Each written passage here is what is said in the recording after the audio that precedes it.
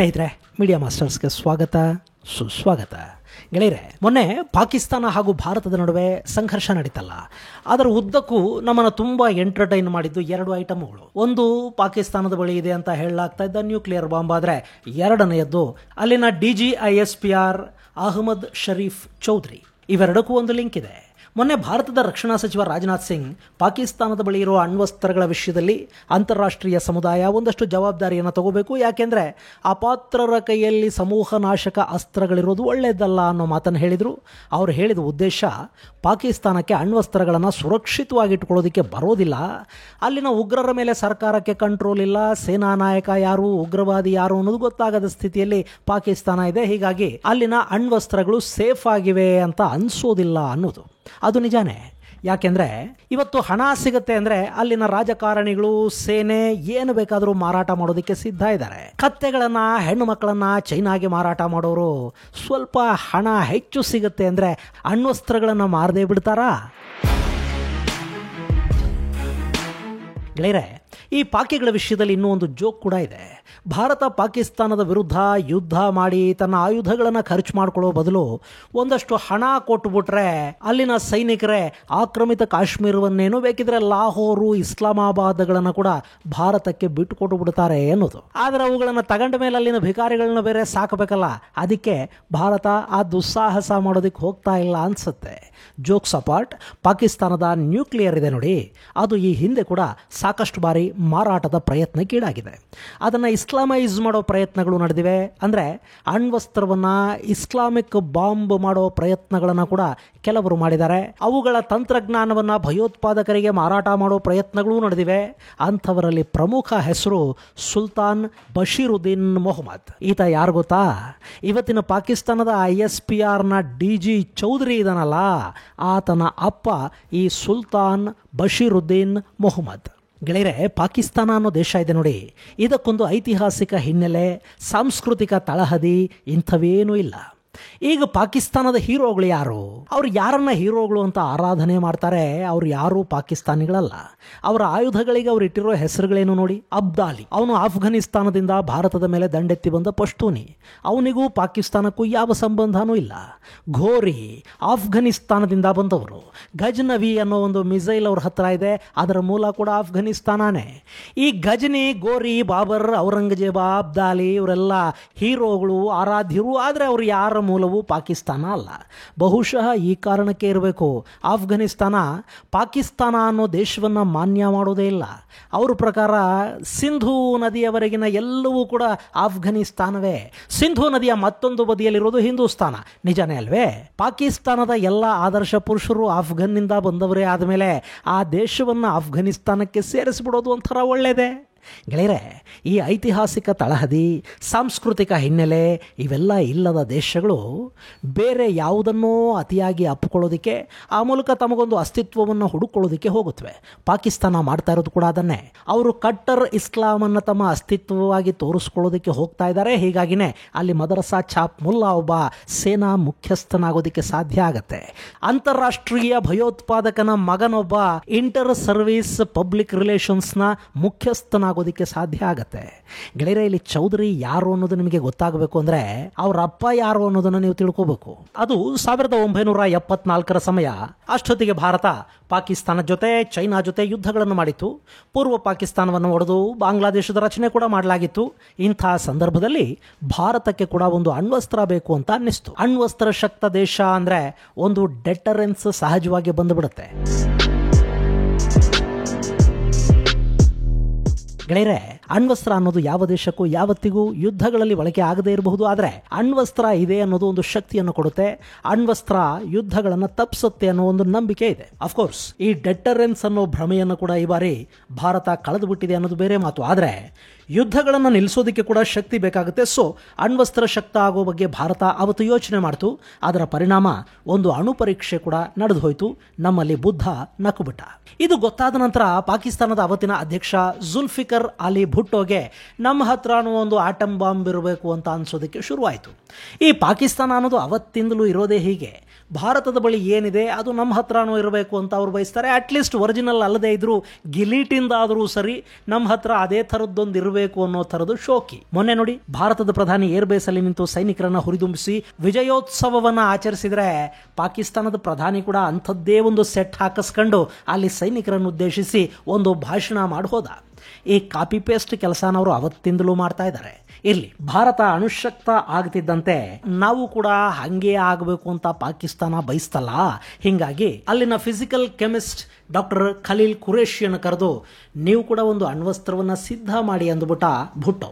ಆ ಟೀಮಲ್ಲಿ ಈ ಬಶೀರುದ್ದೀನ್ ಮೊಹಮ್ಮದ್ ಕೂಡ ಇದ್ದ. ಸುಲ್ತಾನ್ ಬಶೀರುದ್ದೀನ್ ಮೊಹಮ್ಮದ್ ಪಾಕಿಸ್ತಾನದಲ್ಲಿ ನ್ಯೂಕ್ಲಿಯರ್ ಇಂಜಿನಿಯರ್ ಆಗಿದ್ದವನು. ಪಾಕಿಸ್ತಾನದ ಅಟೋಮಿಕ್ ಎನರ್ಜಿ ಕಮಿಷನ್ ನಲ್ಲಿ ಅವನು ಕೆಲಸ ಮಾಡ್ತಾ ಇದ್ದ ದಿನಗಳಲ್ಲಿ ನ್ಯೂಕ್ಲಿಯರ್ ಸಿಸ್ಟಮ್ ಸಿಲಿಂಡರ್ ಅಲ್ಲಿ ಯುರೇನಿಯಂ ಹೆಕ್ಸಾಫ್ಲೋರೈಡ್ UF6 ನ ಲೀಕೇಜ್ ಅನ್ನ ಪತ್ತೆ ಮಾಡೋದಕ್ಕೆ ಈ ಸುಲ್ತಾನ ಒಂದು ಇನ್ಸ್ಟ್ರೂಮೆಂಟ್ ಅನ್ನ ಕಂಡು ಹಿಡಿದಿದ್ದಂತೆ. ಹೀಗಾಗಿ ಇರ್ಲಿ ಬಿಡು ಅಂತ ಇವನನ್ನು ಕೂಡ ಪಾಕಿಸ್ತಾನ 1974 ತನ್ನ ಅಣ್ವಸ್ತ್ರ ಕಾರ್ಯಕ್ರಮಕ್ಕೆ ಸೇರ್ಪಡೆ ಮಾಡಿಕೊಳ್ಳಿತು. ಮುಂದೆ ಈತನ ಸೇವೆಗಾಗಿ ಪಾಕ್ ಸರ್ಕಾರ ತನ್ನ ದೇಶದ 3ನೇ ಅತಿದೊಡ್ಡ ನಾಗರಿಕ ಪ್ರಶಸ್ತಿ ಸಿತಾರಾ ಇ ಇಮ್ತಿಯಾಜ್ ಅನ್ನ ಸುಲ್ತಾನ್ ಬಶೀರುದ್ದೀನ್ಗೆ ಕೊಡ್ತು. ಎಲ್ಲ ಸರಿ ಇತ್ತು. ಆದ್ರೆ 1999 ಹೊತ್ತಿಗೆ ಈ ಮೊಹಮ್ಮದ್ಗೆ ಟಿವಿ ಹುಚ್ಚು ಹಿಡಿತು. ಆತ ನವಾಜ್ ಶರೀಫ್ಗಿಂತ ಹೆಚ್ಚಾಗಿ ಟಿವಿಲಿ ಕಾಣಿಸ್ಕೊಳ್ಳೋದಕ್ಕೆ ಶುರು ಮಾಡ್ದ. ಅದರ ಜೊತೆಗೆ ಮತದ ಅಮಲು ಕೂಡ ತಲೆಗೆ ಇರ್ತು. ಈ ಮೀಡಿಯಾ ಕ್ರೇಜ್ ಅನ್ನೋದು ಶುರು ಆಗ್ಬಿಟ್ರೆ ಮನುಷ್ಯ ನಿಜವಾಗ್ಲೂ ಹುಚ್ಚ ಆಗ್ತಾನೆ. ಪಾಪ ಇವನಿಗೂ ಹಂಗೆ ಆಯ್ತೋ ಏನೋ. ಟಿವಿ ಚಾನಲ್ಗಳಲ್ಲಿ ಕೂತು ಅತ್ಯಂತ ರೋಚಕ ಹೇಳಿಕೆಗಳನ್ನು ಕೊಡೋದಕ್ಕೆ ಈತ ಶುರು ಮಾಡ್ದ. ಅವನ ಮಾತುಗಳು ಸೈಂಟಿಸ್ಟ್ಗಳಿಗೆ ಇಷ್ಟ ಆಗಲಿಲ್ಲ. ಆದರೆ ಇನ್ಶಾ ಅಲ್ಲಾ, ಅಲ್ಹಮ್ದುಲಿಲ್ಲಾ ಅಂತ ಹೇಳೋದಕ್ಕೆ ಅವನ ಸುತ್ತ ಒಂದಷ್ಟು ಮದರಸಾ ಛಾಪುಗಳಂತೂ ಸೇರ್ಕೊಂಡು ಅಲ್ಲಿಂದ ಇವನು ವಿಜ್ಞಾನವನ್ನು ಬಿಟ್ಟು 7ನೇ ಶತಮಾನದ ಕಡೆಗೆ ಜಾರತೊಡಗದ. ಕಟ್ಟರ್ ಇಸ್ಲಾಂನ ಕಡೆಗೆ ವಾಲೋದಕ್ಕೆ ಶುರು ಮಾಡ್ದ. ತನ್ನ ಕೆಲಸನೂ ಬಿಟ್ಟ. ತನ್ನದೇ ಆದ ಇಸ್ಲಾಮಿಕ್ ಪೊಲಿಟಿಕಲ್ ಐಡಿಯಾಲಜಿಯನ್ನು ಬೆಳೆಸ್ಕೊಳ್ತಾ ಹೋದ. ಪಾಕಿಸ್ತಾನ ನ್ಯೂಕ್ಲಿಯರ್ ನಾನ್ ಪ್ರೊಲಿಫರೇಷನ್ ಟ್ರೀಟಿಗೆ ಯಾವುದೇ ಕಾರಣಕ್ಕೂ ಸಹಿ ಹಾಕಬಾರದು ಅಂದ. ಪಾಪ್ಯುಲಾರಿಟಿಯ ಹುಚ್ಚು ಬೆಳೆದಿತ್ತಲ್ಲ. ಹೀಗಾಗಿ UTN ಅಂದ್ರೆ ಉಮ್ಮಾ ತಮೀರ್ ಏನೌ ಅನ್ನೋ ಸಂಸ್ಥೆಯನ್ನು ಹುಟ್ಟುಹಾಕದ. ಇಸ್ಲಾಂ ಮತ್ತು ಸೈನ್ಸ್ ನಡುವಿನ ರಿಲೇಶನ್ಶಿಪ್ ಅನ್ನು ಹುಡುಕಿ ಒಂದು ಪುಸ್ತಕ ಬರೆಯೋದಕ್ಕೆ ಕೂಡ ಬಶೀರುದ್ದೀನ್ ಮೊಹಮ್ಮದ್ ಶುರು ಮಾಡಿದ್ನಂತೆ. ಹಗಲೊತ್ತಲ್ಲಿ ಬೆಳಕು ಕೊಡೋ ಸೂರ್ಯನಿಗಿಂತ ರಾತ್ರಿ ಬೆಳಕು ಕೊಡೋ ಚಂದ್ರನೇ ಗ್ರೇಟು. ಹಗಲಲ್ಲಿ ಬೆಳಕು ಕೊಡೋದಕ್ಕೆ ಸೂರ್ಯ ಯಾಕೆ ಬೇಕು ಅಂತ ನಂಬಿರೋ ಪಾಕಿಸ್ತಾನಿಗಳಿಗೆ ಈತ ಅದಿನ್ನೇನ್ ಸೈನ್ಸ್ ಹೇಳಿದ್ನೋ ಗೊತ್ತಿಲ್ಲ, ಅಂತೂ ಸದಾ ಸುದ್ದಿಯಲ್ಲಿರಬೇಕು ಅಂತ ಬಯಸ್ತಾ ಹೋದ.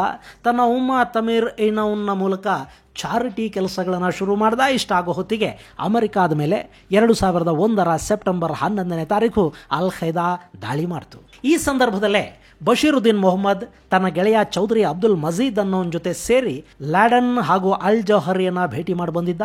ಮತ್ತೊಂದು ಕಡೆ ಅಮೆರಿಕದ CIA ಅಲ್ ಖೈದಾ ವಿರುದ್ಧ ಮಾಹಿತಿಯನ್ನ ಕಲೆ ಹಾಕೋದಿಕ್ಕೆ ಶುರು ಮಾಡ್ತಲ್ಲ.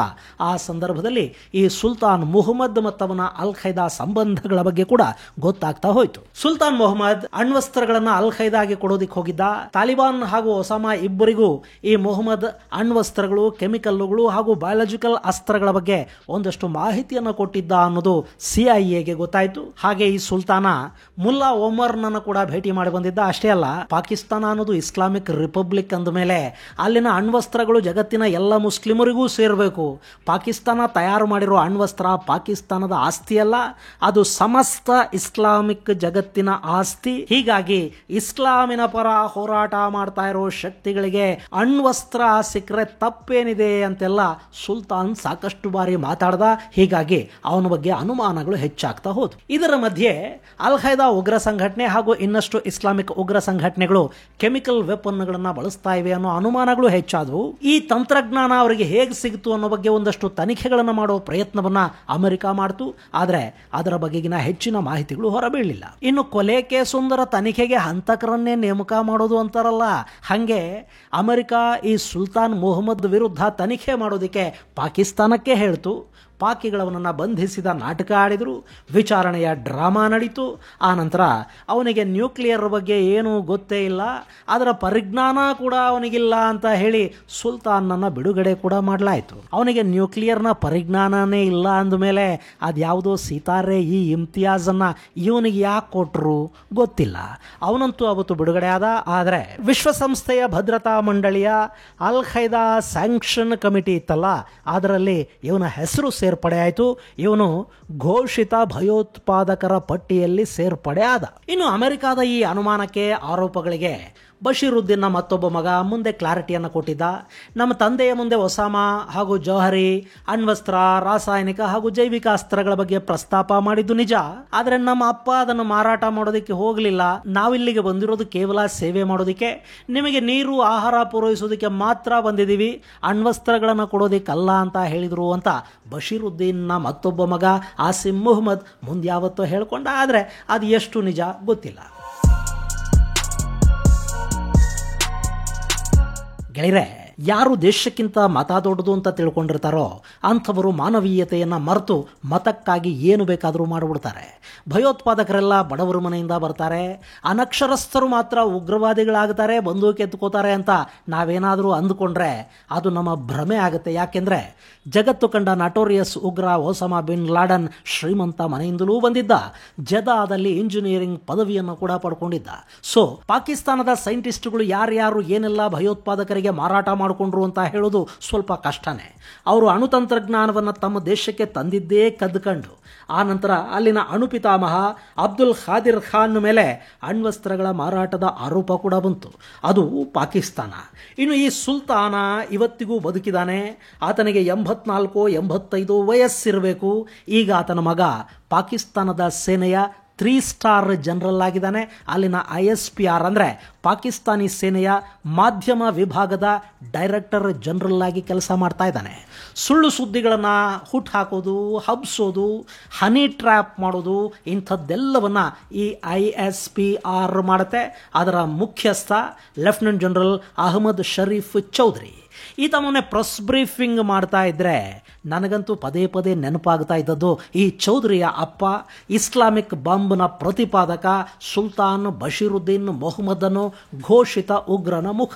ವಿಶ್ವಸಂಸ್ಥೆಯ ಭದ್ರತಾ ಮಂಡಳಿಯ ಅಲ್ ಖೈದಾ ಸ್ಯಾಂಕ್ಷನ್ ಕಮಿಟಿಯ ಪಟ್ಟಿಯಲ್ಲಿದ್ದ ಘೋಷಿತ ಉಗ್ರನ ಮಗ ಪಾಕಿಸ್ತಾನದ ಸೇನೆಯಲ್ಲಿ ಲೆಫ್ಟಿನೆಂಟ್ ಜನರಲ್. ಅಲ್ಲಂತೂ ಅದು ಯಾರು ಉಗ್ರರೋ, ಯಾರು ಸೇನಾಧಿಕಾರಿಗಳು, ಅದಕ್ಕೆ ಪಾಕ್ ಅಣ್ವಸ್ತ್ರಗಳ ಜವಾಬ್ದಾರಿಯನ್ನ ಇಂಟರ್ನ್ಯಾಷನಲ್ ಅಟಾಮಿಕ್ ಎನರ್ಜಿ ಏಜೆನ್ಸಿ ತಗೊಳ್ಳಿ ಅಂತ ಭಾರತದ ರಕ್ಷಣಾ ಸಚಿವ ರಾಜನಾಥ್ ಸಿಂಗ್ ಹೇಳಿರೋದು. ಅದು ಸರಿನೇ ಇದೆ ಅಲ್ವಾ?